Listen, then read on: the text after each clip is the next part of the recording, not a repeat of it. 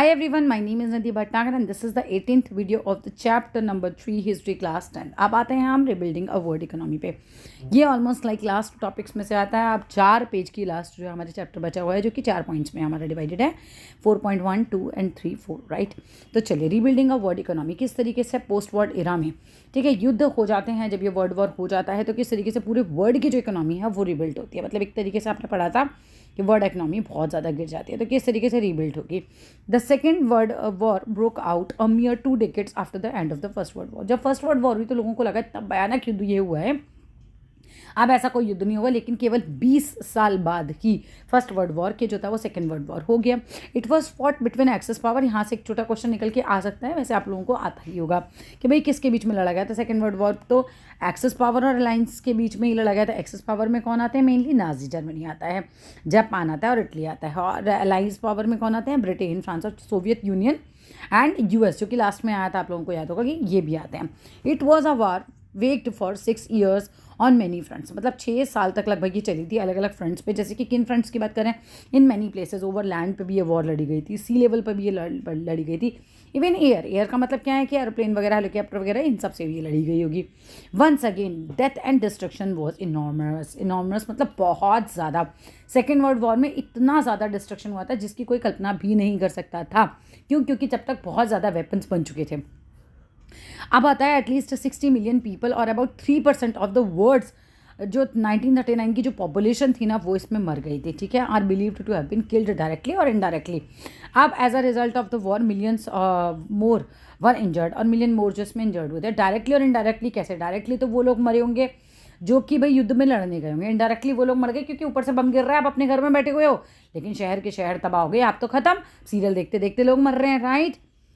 Unlike in earlier Wars, जैसे कि पहले की वॉर्स में हुआ था कि most of the death took place outside the battlefield. भाई दुनिया में इतनी सारी वॉर इसके भी पहले हुई हैं, लेकिन ज़्यादातर जो डेथ होती थी वो किन की होती थी? जो डायरेक्ट युद्ध लड़ने जाते थे, राइट। लेकिन इसमें क्या हो रहा था? Many more civilian and soldiers died. Civilians ज़्यादा मरे थे सोल्जर्स से भी ज़्यादा, राइट। सिविलियंस क्योंकि बम ऊपर से गिरे जा रहे थे from the war related causes है ना, वॉर रिलेटेड कारणों से। Vast parts of Europe and Asia were devastated, मतलब बिल्कुल डेवस्टेटेड हो गए थे, पूरा मतलब खत्म हो गए थे, विनाश हो गया था उनका।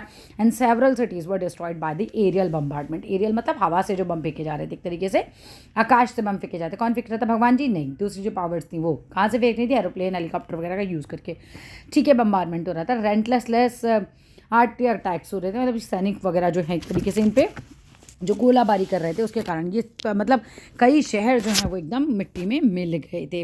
The war caused an immense amount of economic devastation. अब देखो, वॉर हो रही है तो ऑब्वियसली इकोनॉमिक लॉस तो होना ही होना है, पैसे की बर्बादी होनी है, बिल्डिंग्स तबाह हो जाएंगी, जॉब्स चली जाएंगी लोगों की, है ना। इतना ज़्यादा पैसा बर्बाद ही हो रहा है। मतलब अगर आप एक बिल्डिंग को बम गिरा के जला रहे हो तो पूरा जो भी पैसा था, है ना, वो जिसका भी लगा था उसका तो बर्बाद ही हो रहा है। तो एक तरीके से एक सोशल डिस्ट्रप्शन भी हुआ, डेवस्टेशन भी हुआ इकोनॉमिक, राइट। ये सारी चीज़ें होती हैं। फिर reconstruction promise to be a long and difficult. अब इतना ज़्यादा, अब आप शहर के शहर पूरे पूरे तबाह हो गए तो रिकंस्ट्रक्शन तो डेफिनेटली बहुत ज़्यादा टाइम अब लेने वाला था, ठीक है। दोबारा पैसा चाहिए, दोबारा लेबर चाहिए, इतने आदमी ख़त्म भी हो गए।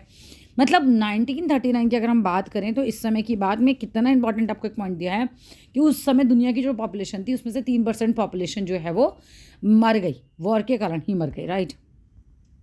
सुनने में लग रहा है कि कम है, लेकिन बहुत ज़्यादा पॉपुलेशन होती है। सुनने में लग रहा है 97% बच भी तो गए थे, राइट, लेकिन बहुत बड़ी पॉपुलेशन थी जो इसमें मरी थी।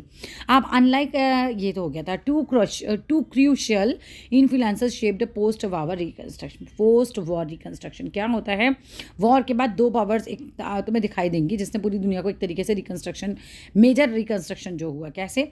द फर्स्ट वॉज यूएस पे आपको पता है कि बहुत पैसा था, ठीक है, तो ये इमर्जेंस होती है as a dominant economic, political and military power के तौर पर वेस्टर्न वर्ल्ड में। वेस्टर्न वर्ल्ड में कौन ज़्यादा इंपॉर्टेंट दिखाई दिया आपको यहाँ पर? किसके पास ज़्यादा पावर है? अब यूएस की। तो यूएस का बहुत ज़्यादा प्रभाव था रिकंस्ट्रक्शन में, राइट।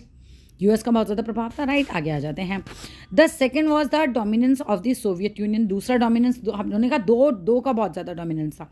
एक यूएस का, दूसरा था हमारा सोवियत यूनियन का, ठीक है। It had made huge sacrifices to defeat Nazi Germany. अब नाजी जर्मनी को हराने के लिए उन्होंने बहुत ज़्यादा कुछ किया था, ठीक है, एंड ट्रांसफॉर्म किया था itself a backward agricultural country से अपने आप को into the world power during the very years when the capitalist world was trapped in the great depression। अब क्या होता है, जो जिस समय पूंजीवादी दुनिया महामंदी से जूझ रही थी ना, पूंजीवादी दुनिया जो कैपिटलिस्ट वाली थी, जो लोग पैसा लगाते थे जगह जगह, कैपिटलिस्ट वाली दुनिया थी, अब वो तो आगे थी बहुत महामंदी के दौर पर। उस समय की बात है, उस दौरान में सोवियत संघ के लोगों ने अपने देश को एक पिछड़े खेतिहर देश की जगह एक विश्व की शक्तिशाली हैसियत के रूप में ला खड़ा किया था। बेसिकली वो आपको यही बता रहे हैं कि यूनियन जो हमारा ये सोवियत संघ की जिसकी हम बात कर रहे थे ना, ये पहले बेसिकली एग्रीकल्चर वगैरह ज़्यादा होता था, बहुत पिछड़ा हुआ देश था, ये इतना पावरफुल था नहीं। लेकिन इस समय ये जो है, ये ग्रेट डिप्रेशन के बाद हम कह सकते हैं इसने अपने आप को बहुत खड़ा किया और ये बहुत अच्छा एक पावरफुल देश के रूप में निकल कर सामने आया। That's all in this video. फिर नेक्स्ट वीडियो में आगे का पार्ट करते हैं।